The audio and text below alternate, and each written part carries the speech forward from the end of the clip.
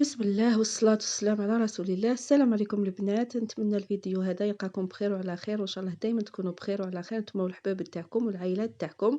فيديو جديد، وصفة جديدة، وصفة في شباب، من وصفات التقليدية الجزائرية اللي هو طاجين جبن. صراحة الطاجين هذا هو من مدينة قسنطينة، ونديته على الشاف، يعني خدمته كما خدموا الشاف عبد الحميد، اللي عنده قناة مختص في الطبخ القسنطيني يعني، وتبعت كل الخطوات اللي دارهم وجاني أروع ما يكون. نتمنى نتوما تانيك تجربوا هذا الطبق، وإن شاء الله يعجبكم ولذيذ بزاف. صحيح هو شوية مكلف، لكن ماناش نديروه كل يوم، منين داك مرة في العام في رمضان هكذاك، في المناسبات اللي عزاز علينا نديروه. نشوفوا كيفاه درناه وندخلوا للمطبخ. بسم الله نبداو البنات. هنا عندي 500 غرام، 500 غرام تاع اللحم مرحي. تقدري ديري بولي اشي، لكن هو الطاجين يجي باللحم المرحي.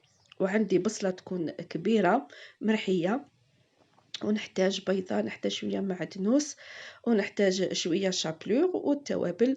ما نحتاج بزاف توابل، راكم تشوفوا ملح وفلفل كحل فقط.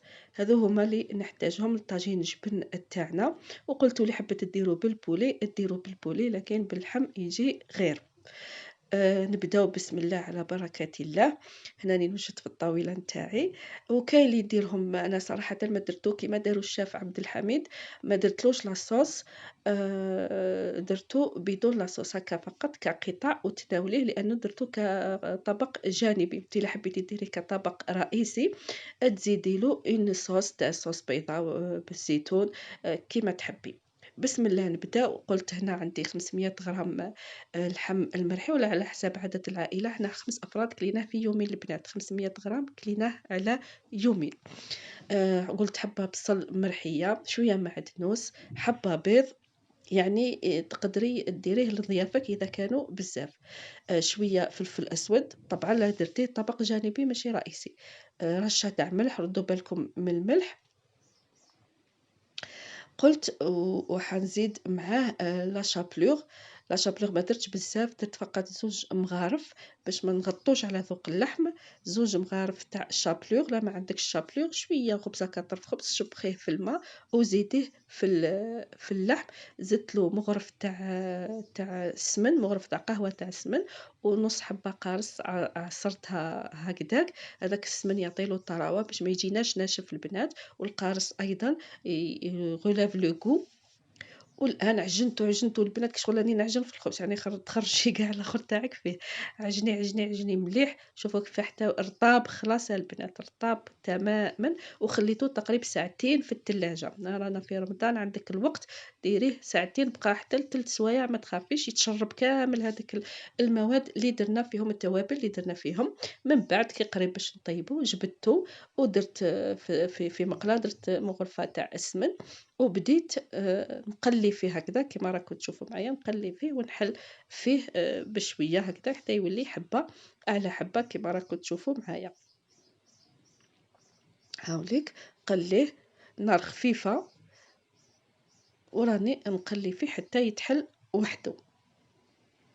ونديرو دي كوتي، نديرو يبرد البنات، لازم تخلوه يبرد.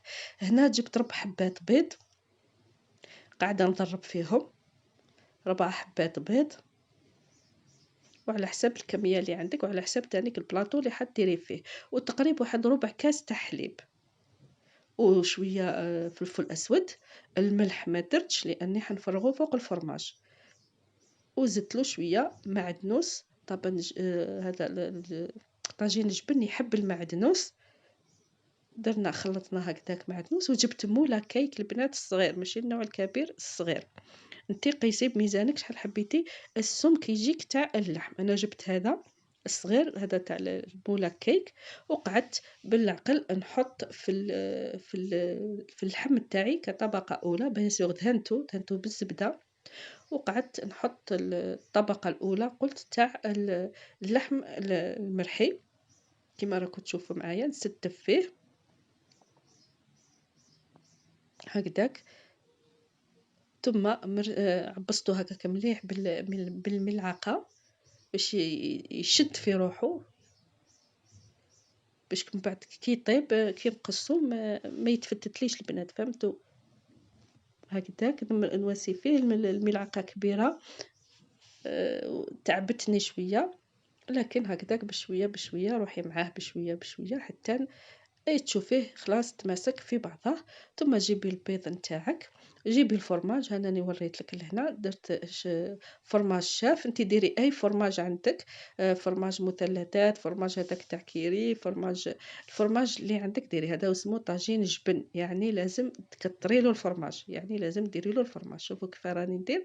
درت هكداك، دات لي تقريبا 2 حبات تاع لافاش، هذيك تاع لافاش كيري فرماج هذا. قلت وانتي استعملي الفرماج اللي عندك هكاك وحطيته كطبقه. هاوليك راني وريتهم لك شاف هكذا، قسمته بالموس وحطيته تقريبا دالي 1.5. وانتي قلت ديري الفرماج اللي عندك، ها هو طبقه من الفرماج. ثم نجيب البيض نتاعي ونفرغه من الفوق هكاك، نزيد نخلط فيه ونفرغو طبقة أخيرة من الفوق. هنا اللي عندها فرماج رابي تزيدلو شوية فرماج رابي، لكن هكداك وجا على الكيف. هاكا كيما راكم تشوفوا معايا طبقة من الفوق تاع البيض. قلت لكم درتو على طريقة الشاف عبد الحميد، ونقول من هذا المنبر يعطيه الصحة يعطيه الصحة، خرج لي ولا أروع. ومن بعد جبت هذاك تاع الشوا، المطرق تاع الشوا هذاك، وقعدت هكاك ندخل شغل يهبط شويه البيض لتحت، شويه برك ما كترتش هكا كل الجهات هكا.